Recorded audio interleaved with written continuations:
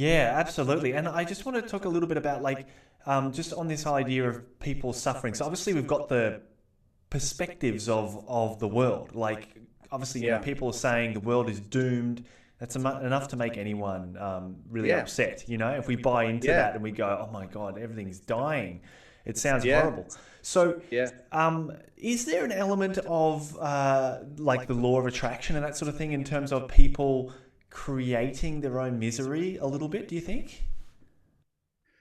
I think that could play into it. Um, I think social media has a lot to account for.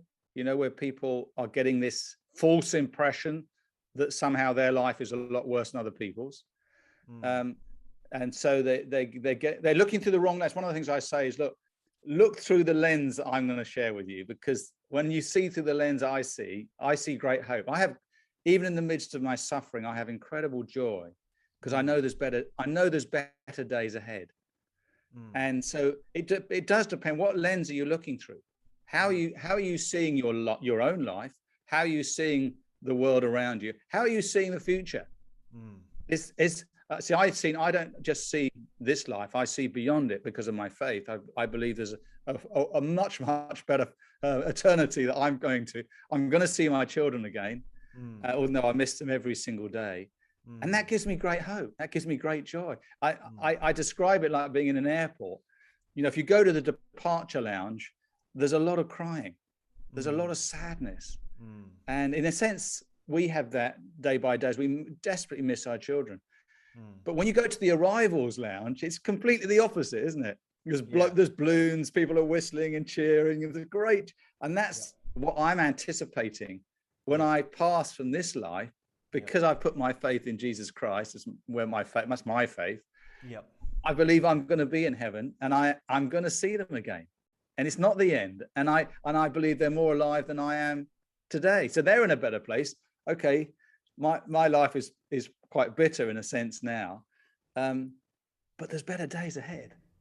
Yeah, and it really reminds me. I don't know if you've ever seen the film. It's called The Game, and I think it has a really, really interesting analogy because it talks about this guy who's he's rich and wealthy. He's wealthy and he's alone basically. So it's kind of, for me, it's like a very much a kind of like caricature of people in that he has Yeah. everything, but he feels Right. miserable and he's really mean to Yeah. people and everybody hates him. And Yeah. his chef makes his food and he comes in and it's this dark, very solitary kind of mansion that he lives in, and his life is Yeah. completely empty. Yeah. And anyway, and his brother gives him a gift, which is called the game. And Yes. the objective of this game is to basically ruffle the person's feathers so they can feel alive again. And so he spends the whole film like running from these corrupt gangsters or whatever, and he gets his money taken from him. He gets kind of abused and chased and shot at, and he eventually ends up in a coffin in Mexico. And he has to climb his way out and find he hasn't got any money left, and he has to work his way to get back to where he's from.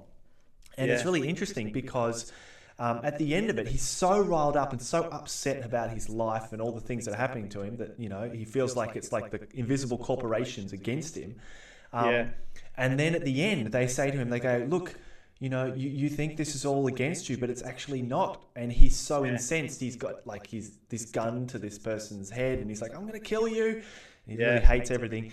And then he accidentally shoots his brother, and he feels like his life is over. So he jumps off the top of this building he was on, and he Yeah. he falls, and then all of a sudden it cuts to like an X, and he lands on the Uh, X, and it's like a big balloon, and he kind of gets up, and then all the people come down that were involved in his life for that period.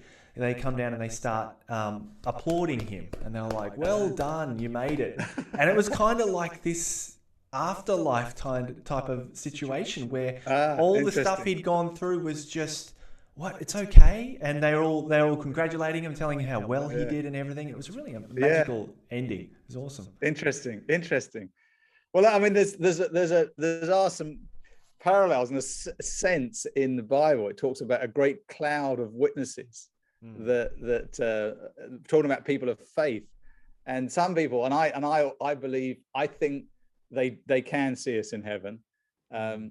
and I like to think of them cheering. I used to be a runner, so I love the idea of of being cheered on. But I went to the Olympics in 2012 in London, and there was the 5,000 meter with Mo Farah.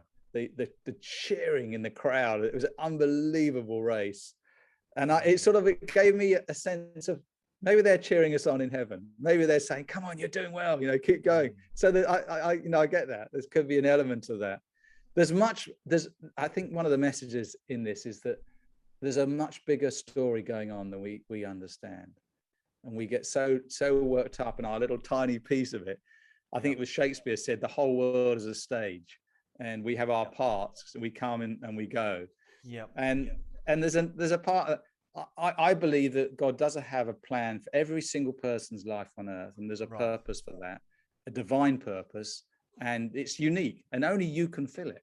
Only you can do this part, and you need to connect with God to get into that. If you're just doing your own thing, but that's your free will, you can do that. But we come alive, I believe, when we're one in relationship with God through Jesus Christ.